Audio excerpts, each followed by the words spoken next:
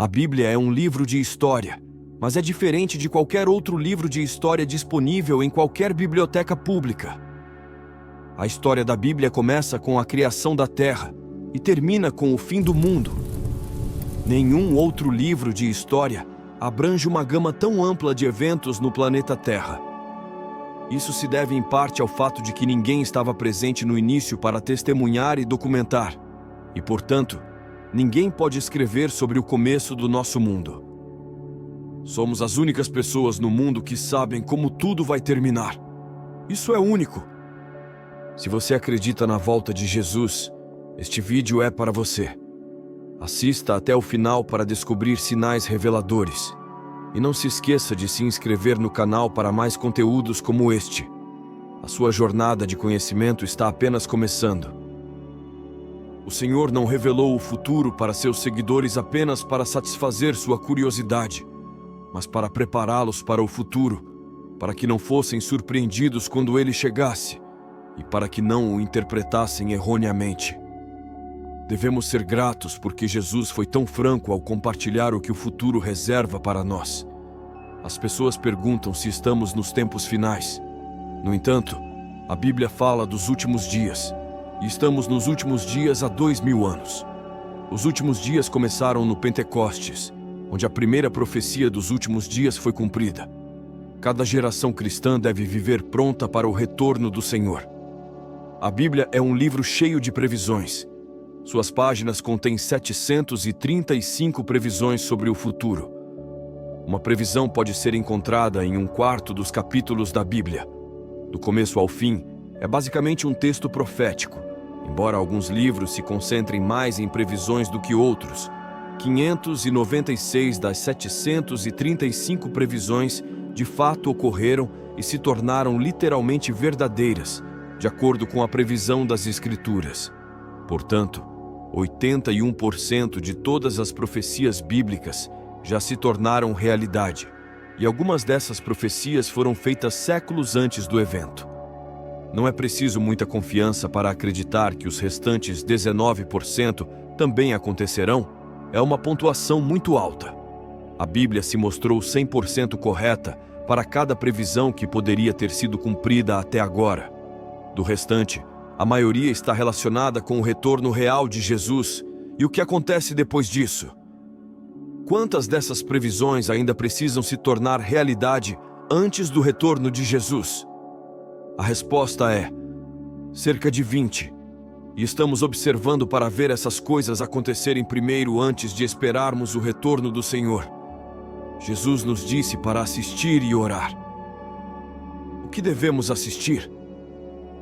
Não podemos ficar parados e observar as nuvens esperando que ele apareça. Isso não é o que ele quis dizer. Ele quis dizer que devemos ficar de olho no que está acontecendo no mundo e ver quais sinais ele nos deu para nos preparar.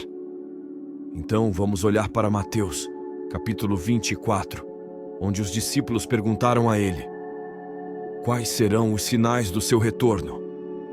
A isso, Jesus deu uma resposta direta e inequívoca. Podemos agradecer a Deus por ele ter respondido de maneira tão direta. No livro do Apocalipse, ele dá uma resposta muito mais detalhada e abrangente, mas aqui ele dá um resumo dos sinais que precederão sua chegada. Os discípulos se aproximaram de Jesus secretamente enquanto ele estava sentado no Monte das Oliveiras, Mateus 24, 3-36. Posteriormente, Jesus sentou-se no Monte das Oliveiras. Seus discípulos vieram a ele em particular e perguntaram: dize-nos quando acontecerão essas coisas, e qual será o sinal da tua vinda e do fim do mundo?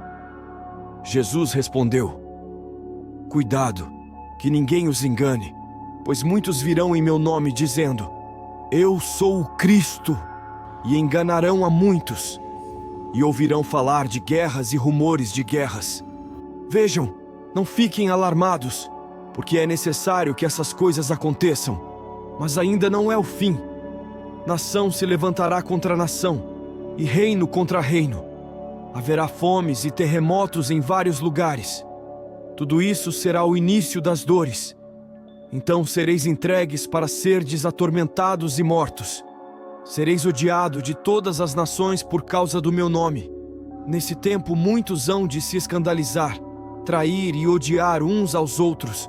Surgirão muitos falsos profetas e enganarão a muitos. E por se multiplicar a iniquidade, o amor de muitos esfriará. Mas quem perseverar até o fim será salvo. E este evangelho do reino será pregado em todo o mundo como testemunho a todas as nações. E então virá o fim. Quando, pois, virdes o abominável da desolação, predito pelo profeta Daniel no lugar santo, então os que estiverem na Judéia fujam para os montes. Quem estiver no eirado não desça para tirar alguma coisa de sua casa. Quem estiver no campo não volte atrás para buscar a capa. Ai das que estiverem grávidas e das que amamentarem naqueles dias. Orai para que a vossa fuga não seja no inverno, nem no sábado, porque haverá então grande tribulação, como desde o princípio do mundo até agora não tem havido, nem haverá jamais. E se aqueles dias não fossem abreviados, ninguém se salvaria. Mas por causa dos escolhidos, tais dias serão abreviados. Então, se alguém vos disser, eis aqui o Cristo, ou eis o Salvador, não acrediteis, porque surgirão falsos cristos e falsos profetas, operando grandes sinais e prodígios para enganar, se possível, os próprios eleitos. Portanto, se vos disserem, eis que ele está no deserto, não saiais. Eis que ele está no interior da casa, não acrediteis. Porque assim como o relâmpago sai do oriente e se mostra até no ocidente, assim será a vinda do Filho do Homem. Pois onde estiver o cadáver, aí se ajuntarão os abutres. Imediatamente após a tribulação daqueles dias, o sol escurecerá, a lua não dará a sua claridade, e os poderes do céu serão abalados. Então aparecerá no céu o sinal do Filho do Homem. Todos os povos da terra se lamentarão e verão o Filho do Homem vindo sobre as nuvens do céu, com poder e muita glória. E ele enviará os seus anjos com grande clangor de trombeta, os quais reunirão os seus escolhidos dos quatro ventos, de uma a outra extremidade dos céus. Aprendei, pois, esta parábola da figueira. Quando já os seus ramos se renovam e as folhas brotam, sabeis que está próximo o verão. Igualmente, quando virdes todas essas coisas, sabei que ele está próximo, às portas. Em verdade vos digo que não passará esta geração sem que todas estas coisas aconteçam. Passará o céu e a terra, porém as minhas palavras não passarão. Mas a respeito daquele dia e hora ninguém sabe, nem os anjos dos céus, nem o Filho, senão o Pai. Pois assim como foi nos dias de Noé, também será a vinda do Filho do Homem. Portanto, assim como nos dias anteriores ao dilúvio, comiam, bebiam, casavam e davam-se em casamento, até o dia em que Noé entrou na arca, e não o perceberam, até que veio o dilúvio e os levou a todos. Assim será também a vinda do Filho do Homem. Então, 2 estarão no campo, um será tomado e deixado o outro. 2 estarão moendo num moinho, uma será tomada e deixada a outra. Portanto, vigiai, porque não sabeis em que dia vem o vosso Senhor. Então Jesus deu uma declaração muito simples sobre uma figueira. Muitos cristãos têm se confundido aqui. Ele diz, aprendei, pois, esta parábola da figueira. Quando já os seus ramos se renovam e as folhas brotam, sabeis que está próximo o verão. Jesus está nos dizendo que quando você perceber que todos esses eventos estão acontecendo, você saberá que estamos chegando lá. Essa analogia da figueira não é uma alegoria, é uma analogia direta das experiências cotidianas, como Jesus frequentemente apresentava em seu ensinamento.